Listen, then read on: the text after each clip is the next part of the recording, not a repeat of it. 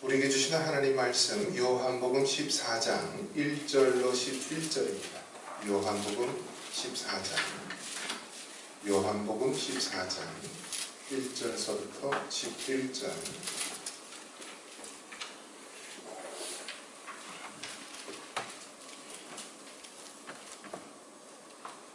우리 한 절씩 교독하도록 하겠습니다. 너희는 마음에 근심하지 말라. 하나님을 믿으니 또 나를 믿으라. 내 아버지 집에 와곳이 많도다.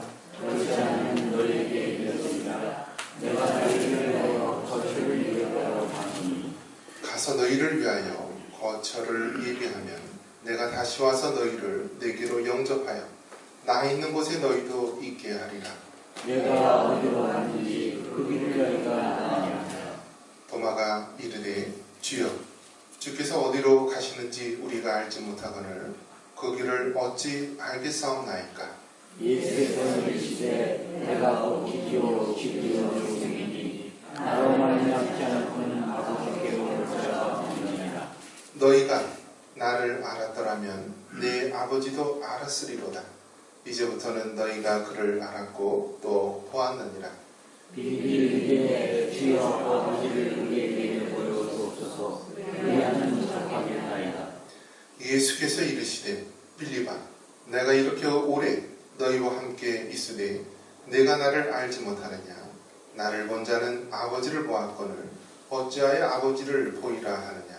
내가 아버지 안에 거하고 아버지는 내가 내게 계신 것을 내가 믿지 아니하느냐. 내가 너희에게 이런 말을 수고하는 것이 아니라 아버지께서 내 안에 계셔서 너희에게 하시는 것이라.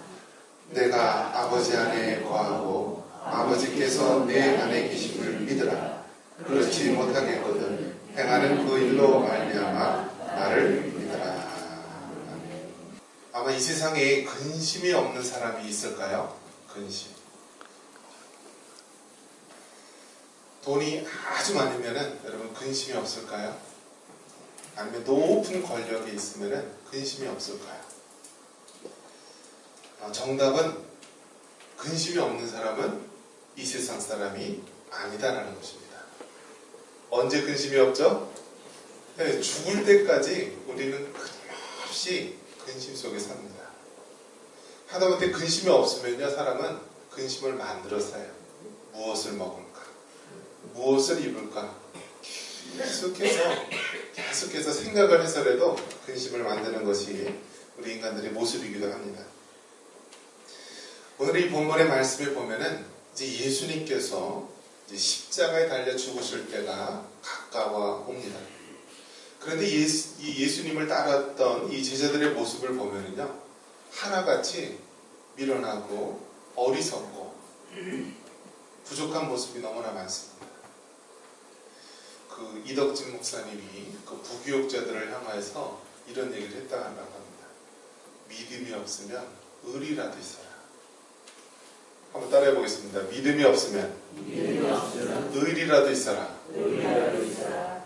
요즘 세계에는 너무나 이 의리가 없다라고 합니다. 그래서 이대에 이번에 이제 큰 게이트 사건으로 인해서 이대가 완전히 왈칵 뒤집어졌죠.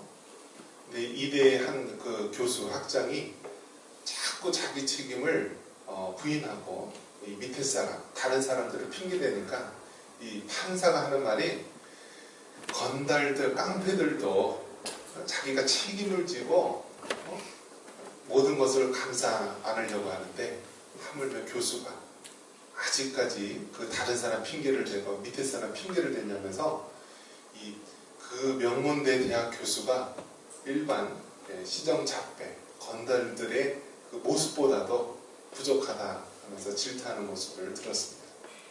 믿음이 없으면 의리라도 있어라. 제자들 모습을 보니까 영락없이 그러한 모습입니다. 믿음이 없는 건 당연하고요. 의리가 있습니까? 없습니까? 의리도 없어요. 어떻게 보면 알죠? 예수님이 탁 이렇게 잡히니까요. 어떻게 해요? 떠났습니다. 떠났어요. 오늘 이 요한복음을 기록한 이 저자도요. 이 겉옷을 벗어버리고 속옷 차림으로 그냥 도망간 것입니다. 아마 그 모습을 바라보면서 얼마나 예수님이 한심스러웠을까. 내가 저들을 위해서 3년 동안이나 동고동락하면서 말씀으로 가르치고 은혜를 끼쳤건만 저들의 모습이 기껏 이 정도인가, 그런 회한도 들만합니다. 이제 예수님은 하나님이시기 때문에 이제 곧 어떻게 무슨 일이 들어닥칠지 다 알고 있습니다. 믿음도 없는 제자들, 더구나 의리도 없고요, 앞으로 무슨 일이 벌어질지 예수님은 훤한 것입니다. 그래서 그 예수님은 이제 조금씩 자신이 십자가에 달려 죽을 것을 얘기하니까요, 벌써 받아들이는 현상이 뭐냐면, 가룟 유다는요, 예수님이 십자가에 못 박혀 죽겠다라고 하니까 이제 본격적으로 제사장들이나 그 당시 종교 지도자들에게 예수님을 팔 것을 결심을 합니다. 자, 가룟 유다의 마음이 이미 다 돌아섰고요, 제자들을 가운데 봐도요, 다 이 부족한 것 뿐입니다. 믿음도 없고 의리도 없고 앞으로 되어질 일들에 대해서 너무나 모르는 모습을 보니까 한심스러웠습니다. 수제자라고 하는 그 베드로는 어떻습니까? 혈기왕성하여서 다른 사람은 다 버릴지라도 나는 예수님을 버리지 않겠습니다 라고 다짐하니까 예수님이 뭐라고 바로 대답하셨습니까? 네가 오늘 밤 다구기 전에 3번 나를 부인할 것이다. 이처럼 제자들의 모습은 너무나 믿음이 없고 부족한 모습뿐이었습니다. 그들을 향하여서 오늘 예수님께서 주시는 말씀입니다. 우리 1절 다시 한번 읽겠습니다. 너희는 마음에 근심하지 말라. 하나님을 믿으니 또 나를 믿으라. 이 제자들의 모습을 보니까요, 앞으로 벌어질 일들을 보니까 아주 눈에 선한 것입니다. 그들이 당할 그 모습이며 다 이렇게 예수님을 부인하고 떠나고 그들 마음 가운데 근심과 아주 수심이 가득한 모습들이 다 떠오릅니다. 그래서 예수님께서는 미리 말씀을 합니다. 너희는 마음에 근심하지 말라. 하나님을 믿으니 또 나를 믿어라. 여러분, 믿음이 있는지 없는지 어떻게 알 수 있냐라고 한다면 어려운 일을 당하면 알게 되는 것입니다. 이 알곡하고 쌀겨가요, 정말 어떤 게 진짜 알곡인지 또 그냥 이런 쌀겨인지 가라지인지 어떻게 알 수 있냐면은 이렇게 키즈를 하면서 바람을 후 불면은요, 알곡들은 가만히 있지만 가라지나 이런 쌀겨들은 어떻게 되죠? 바람이 휘날립니다. 마찬가지로 우리 인생에서도 보면은요, 내가 정말 믿음이 있는지 없는지 어떻게 알 수 있는가? 이 환란의 바람이 확 부르치면은요, 믿음이 있으면은 확 예수님을 붙잡고 하나님을 붙잡고 있지만은요, 믿음이 없으면 후두두두 하고 다 나가 떨어집니다. 너희는 마음이 근심하지 말라라고 합니다. 이 근심 많은 제자들, 이제 곧 예수님이 십자가에 달려 죽으시고 그들과 함께 있지 않다라고 한다면 그들이 얼마나 근심하며 방황할까, 그 모습이 훤히 보이는 것입니다. 그러면서 근심하지 말라. 너희가 하나님을 믿고 또 나를 믿으라 하면서 그들을 격려하는 것입니다. 그러면서 오늘 2절을 보니까요, 예수님이 이야기를 해줍니다. 자, 뭐라고 얘기합니까? 우리 2절 다시 한번 읽습니다. 내 아버지 집에 거할 곳이 많도다. 그렇지 않으면 너에게 일렀으리라. 내가 너희를 위하여 거처를 예비하러 가니라. 한번 따라해봅니다. 내가 너희를 위하여 거처를 예비하러 가노라. 참, 예수님의 말씀은요, 우리 육신의 이 귀로 들을 때는 이해하기 어려운 말입니다. 예수님께서 알아듣지 못할 말을 하고요, 자신이 좀 있으면 제사장들이나 이런 사람한테 잡혀가고 또 이제 죽을 것이다 뭐 이렇게 이야기하면서도 또 오늘 이런 말씀처럼 내가 너희를 위해서 거처를 예비하러 간다, 이런 이야기를 합니다. 하나님의 말씀은요, 성령으로 인하여서 우리가 깨닫지 않으면 알아들을 수가 없는 것입니다. 아무리 공부를 많이 하고 지식이 출중한 사람이다 할지라도요, 하나님의 성령이 그 말씀을 깨닫게 하시고 하나님의 성령이 우리에게 감동하지 않으면요, 그 진리의 말씀을 알 수가 없는 것입니다. 예수님께서 이렇게 말합니다. 내가 너희를 위하여 거처를 예비하느라 가노라. 가서 너희를 위하여 거처를 예비하면 내가 다시 와서 너희를 내기로 영접하여 나 있는 곳에 너희도 있게 하리라. 그러니까 거처를 예비하러 간다. 그리고 내가 다시 와서 너희를 내기로 영접하여 나 있는 곳에 이르게 한다라고 말합니다. 이 말씀은 여러분 무엇입니까? 먼저 이 말씀은요, 직접적으로는 어떻게 이루어지죠? 실제로 예수님께서 십자가 달려 죽으셨지만 3일 만에 어떻게 하셨어요? 부활하셨잖아요. 부활하셔서 어떻게 했죠? 제자들에게 찾아옵니다. 그 말씀처럼 직접적으로 예수님께서 제자들에게 찾아오는 모습을 말씀하는 것이 그 첫 번째 의미가 될 수 있고요. 또 두 번째는 어떻죠? 두 번째는 오순절날 성령님이 임하면서 이제 더 이상 예수님께서 육적으로 함께 계시지 않지만 약속하신 성령을 우리에게 보내시면서 내가 너희와 영원토록 함께 있으리라는 그 말씀이 성취가 됩니다. 성령님이 임하면서 그 예수님이 지금 말씀하신 내가 너희를 위하여 거처를 예비하러 가고, 이 말씀이 성취가 되는 것입니다. 그리고 세 번째 말씀의 성취는 어떻게 이루어진다고 볼 수 있죠? 예수님의 재림입니다. 한번 따라해봅니다. 재림. 자, 이 예수님의 재림, 예수님께서 초림 위에 예수님께서는 이 땅에 오셔서 십자가의 죽으심으로 구원의 이 사역을 이제 이루셨는데요. 이제 마지막 역사의 마지막 때에는 심판주로서 예수님께서 이 땅에 오시면서 이 모든 말씀을 성취하시는 것입니다. 내가 너희를 위하여 거처를 예비하러 간다. 그리고 너희를 이제 내가 있는 곳으로 영접한다라는 이 말씀. 이것은 부활의 예수님께서 제자들에게 찾아오는 것으로 이루어져 있고요. 또 오순절날 성령님께서 임하시면서 우리에게 이루어진 것이고, 또 마지막 역사의 마지막 때에 예수님께서 재림하심으로 그 말씀이 이루어지는 것입니다. 이 말씀을 우리가 한마디로 이야기한다면요, 한번 따라해 보겠습니다. 천국의 소망. 그러니까 근심하고 있는 이 제자들에게 예수님께서 말씀하시는 것을 한마디로 우리가 요약해서 이야기한다면 천국의 소망이라는 것입니다. 천국의 소망을 통하여서 이 현실의 근심을 이길 수 있도록 하시는 것입니다. 결국 예수님께서 내가 너희를 위하여 거처를 예비하러 간다라고 했을 때 이 거처는 무엇이냐?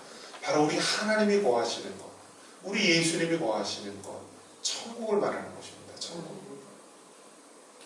그래서 이 천국이란 말, 하나님 나라, 하늘나라, 낙원, 또 오늘 이 본문처럼 우리가 거할 거처, 처소, 이것이 바로 우리 주님이 거하시는 곳입니다. 이 땅에 여러분 근심이 하나도 없고 부족함도 없고 그러면은 여러분 인간은 어떻게 될까요? 하나님을 찾을까요? 절대로 찾지를 않습니다.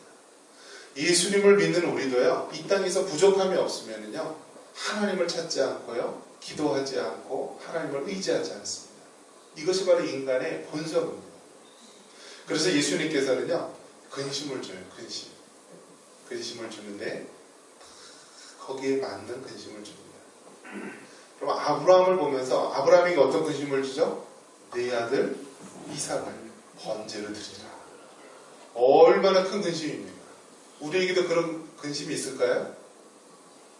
하나님께서 아브라함과 같은 근심을 주지 않아요. 왜냐하면 그 사람 수준에 맡겨줘요. 수준에 맡겨. 어느 날 갑자기 하나님께서 우리에게 나타나서 네 아들을 번제로 드리라. 이러한 하나님의 요구는 하실 가능성이 힘들다라는 거죠. 그 상황에 맞게 하나님께서 세밀하게 맞춰서 근심을 주십니다. 그러면서 이 땅의 근심을 통하여서 결국 무엇을 바라보게 하는 건가요? 우리 주님이 거하시는 처소, 하나님 나라를 바라볼 수 있는 그런 마음을 주시는 것입니다. 그러면서 예수님께서 도마는 뭐라고 얘기하느냐면요, 우리 예수님께서 내가 너희를 위해 거처를 예비하러 간다라고 하니까 도마는요, 이 주께서 어디로 가시는지 우리가 알지 못하겠거늘 그 길을 어찌 알겠사옵나이까. 이 도마는 오늘날로 따지면은요, 어떤 사람일 것 같아요? 이 도마는요, 이지적이고 이성적이고 또 과학자들과 같이 아주 뭔가 논리적이고 뚜렷한 그런 사람입니다. 그래서 도마의 모습은 예수님께서 자꾸 거처를 예비하러 간다니까 그 길 우리가 어떻게 합니까? 하면서 큰 이 땅에 있는 논리적인 관점으로 예수님에게 물어봅니다. 자, 그러자 예수님께서 말합니다. 우리 6절 한번 같이 한번 읽습니다. 예수께서 이르시되 내가 곧 길이요 진리요 생명이니 나로 말미암지 않고는 아버지께로 올 자가 없느니라. 우리 인생의 참된 길, 우리가 어느 길로 갈지 모르잖아요. 그런데 우리 예수님이 우리 길이 되신다는 것입니다. 길. 우리 인생의 길, 어느 길로 가야 되는가. 또 진리. 이 땅에 거짓과 또 우리를 속이는 것이 많이 있지만 어떤 것이 참된 진리인가? 그것이 바로 예수님이 진리가 되신다라고 하고요. 또 생명. 바로 우리 예수님이 생명이 된다라고 말합니다. 그러면서 뭐라고 얘기하냐면 나로 말미암지 않고는 아버지께로 하나님께로 올 자가 있다 없다? 없다고 말씀하는 것입니다. 그래서 여러분 다원주의는 거짓입니다. 다원주의. 즉 우리가 예수님 위에 구원받을 수 있는 길이 있다라고 외친다라고 한다면 그것은 거짓입니다. 왜냐? 내가 곧 길이요 진리요 생명이니 나로 말미암지 않고는 아버지께로 올 자가 없기 때문이다라고 합니다. 만약에 가톨릭이나 다른 사람들이 와서 왜 꼭 예수님만 믿어야지 구원 얻느냐, 다른 종교를 통하여서도 우리가 진리에 이를 수 있고 다른 우리가 교주나 다른 것을 의지해서도 우리가 얼마든지 천국에 갈 수 있다라고 한다면 그것은 거짓이다라는 것입니다. 왜 그렇죠? 바로 이 요한복음 14장 이 6절의 말씀처럼 예수님만이 길이요 진리요 생명이 되시고 예수님을 말미암지 않고는 우리 하나님께로 갈 수 있는 길이 없기 때문입니다. 그래서 여러분 기도할 때도 누구 이름으로 기도하라고 했어요? 자, 한번 같이 13절 한번 읽어보겠습니다. 13절입니다. 너희가 내 이름으로 무엇을 구하든지 내가 행하리니 이는 아버지로 하여금 아들로 말미암아 영광을 받으시게 하려 함이라. 아멘. 자, 우리가 기도할 때도 누구 이름으로 기도해야 된다고요? 예수님의 이름으로 기도해야 된다는 것입니다. 그래서 여러분 예수님의 이름에 능력이 있고요. 예수님이 우리의 참된 중보자가 되시기 때문에 우리가 예수님의 이름으로 기도를 하면은 하나님께서 그 기도에 응답하시고 들어주신다는 것입니다. 미국의 이제 링컨 대통령에 관련된 일화입니다. 그 당시 이제 남북전쟁이 심하게 일어났습니다. 그런데 남북전쟁에서 한 젊은 병사가 탈영을 했어요. 탈영을 했는데 전시에 탈영하면 어떻게 되죠? 사형이에요, 사형. 그러니까 이제 남북전쟁에서 한 병사가 탈영을 하게 돼서 이제 잡힌 것이죠. 그러면서 이제 사형을 눈앞에 둔 시점입니다. 그 소식이 그 탈영병의 아버지에게 전해졌습니다. 그러니까 이 탈영병 아버지가 정말 링컨 대통령에게 찾아와서 그 집 앞까지 찾아와서 만나보려고 그렇게 울며불며 했는데 만나줄까요? 안 만나줄까요? 안 만나주죠. 이 탈영병의 아버지는 하염없이 그 대통령이 있는 그 거처 그 부근에서 웁니다. 벤치에 앉아서 계속 울어요. 근데 마침 지나가는 한 소년이 있었습니다. 한 소년이 있었는데 이 늙은 이 분이 계속 오는 거예요. 흐느끼는 거예요. 그래서 이 소년이 무슨 일 때문에 그러냐고 했더니 이제 이야기를 합니다. 자기 아들이 있었는데 아들이 전쟁터에서 타령을 하다가 잡혀서 이제 사형을 앞두게 된다. 그러면서 이 대통령을 만나려 했지만은 만나지 못하고 너무 가슴이 아파서 이렇게 온다 하면서 이 아버지가 계속 옵니다. 그러자 이 어린 소년이 탁 이렇게 이 우는 이분 아버지를 손을 딱 잡고 이제 데리고 갑니다. 근데 방금 전에 대통령을 만나려고 했는데 그 경비가 들여보내주지 않았는데요.